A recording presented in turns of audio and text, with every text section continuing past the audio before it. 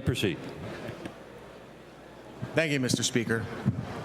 I rise to urge my colleagues to support House Bill 618, comprehensive charter school reform legislation.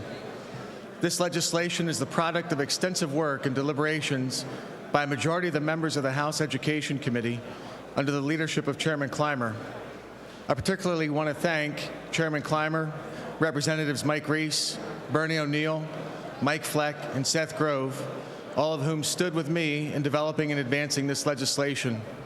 I also want to thank my colleagues who worked through an extensive amendment process yesterday in which the bill was improved further.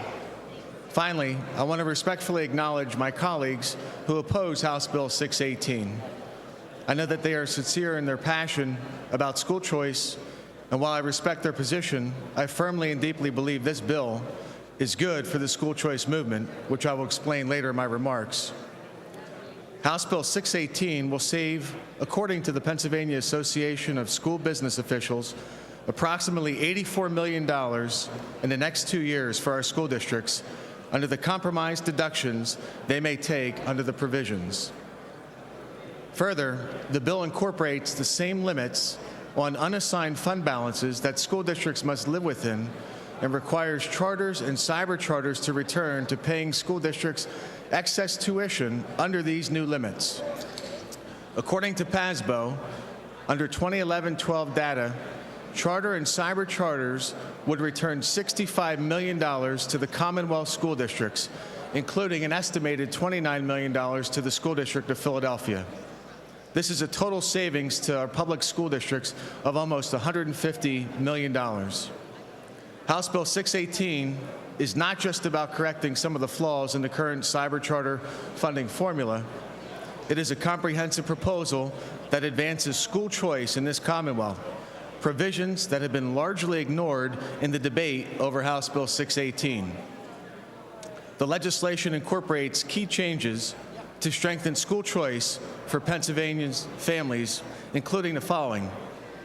1, establishing a balanced and bipartisan funding commission to develop a fair and permanent fix to an outdated formula, including a charge to determine the actual costs of educating a child in a cyber charter setting. 2, providing for direct pay. Charter and cyber charter schools will no longer have to worry about cash flow because of payment disputes with school districts. They will be paid on a timely basis so that they may focus on educating school children. School districts will no longer be faced with the time-consuming burden of paying invoices from charter and cyber charter schools. 3, academic quality is addressed in a thoughtful way.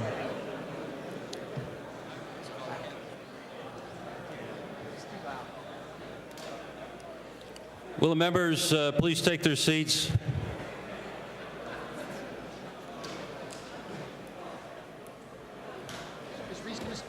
Will the members kindly take their seats?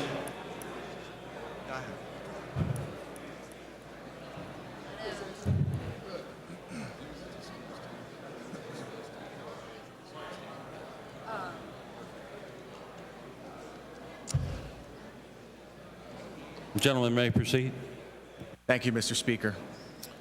3, academic quality is addressed in a thoughtful way. Through an academic performance matrix established in the legislation, high-performing charter and cyber charter schools will be granted longer renewal terms up to 10 years, which will allow more predictable financing and certainty to allow them to focus on the education of children. Through the work of Representative Ryan Aument, charter school entities will have rigorous teacher evaluation systems to uplift the teaching profession in these schools. 4, through development and use of a standardized application form, all charters and cyber charters will work with one application instead of the hodgepodge of applications currently used by 500 school districts across the Commonwealth. 5, the Charter School Appeals Board has a more fair composition by adding a charter school administrator and charter school trustee to bring those perspectives to the appeals process. 6, truancy laws will be enforced, ensuring that children in a cyber charter setting are complying with compulsory education. And finally, high-performing charter schools are permitted to consolidate their board of trustees to maximize efficiency while allowing local school boards to approve these organizational consolidations.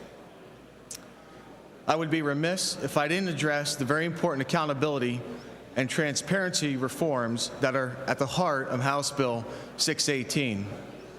The current 1997 law is terribly outdated. Some bad actors have operated charter and cyber charter schools, and we need to ensure that our law does everything possible to keep these public schools accountable to taxpayers and parents and to drive these bad actors out of the charter school movement.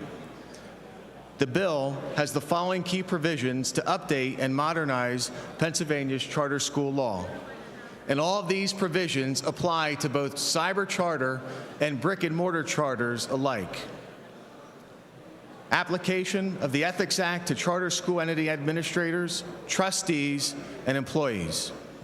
Requiring administrators to seek permission from boards of trustees for outside compensation and ensuring that authorizers are aware of such outside compensation arrangements. Banning nepotism. Prohibiting conflicts of interest by trustees and administrators.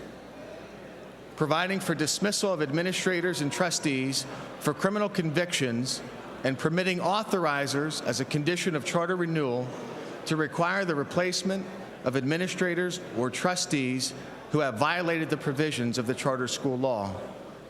Requiring charter school entities to form independent audit committees and performance of annual audits by independent CPAs and to make those audits available online along with annual budgets.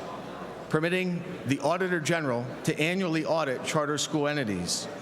Requiring boards of trustees to have a minimum of 5 unrelated members, including the parent of a child attending the charter school entity. And giving school districts and PDE access to financial reports and audits. Taken together, I believe these provisions would have stopped much of the unscrupulous individuals who have harmed the charter school movement. Passage of House Bill 618 today sends a strong message that their behavior and actions will no longer be tolerated. And lastly, it is important to note that House Bill 618 is supported by PASBO, the Pennsylvania Association of School Administrators, the Pennsylvania Association of Rural and Small Schools, the Pennsylvania School Boards Association, the Pennsylvania League of Urban Schools, and the Pennsylvania Partnerships for Children. Thank you, Mr. Speaker, for the opportunity to articulate why it's so important that we adopt House Bill 618 on final passage. And I ask my colleagues for an affirmative vote. Sure. Thank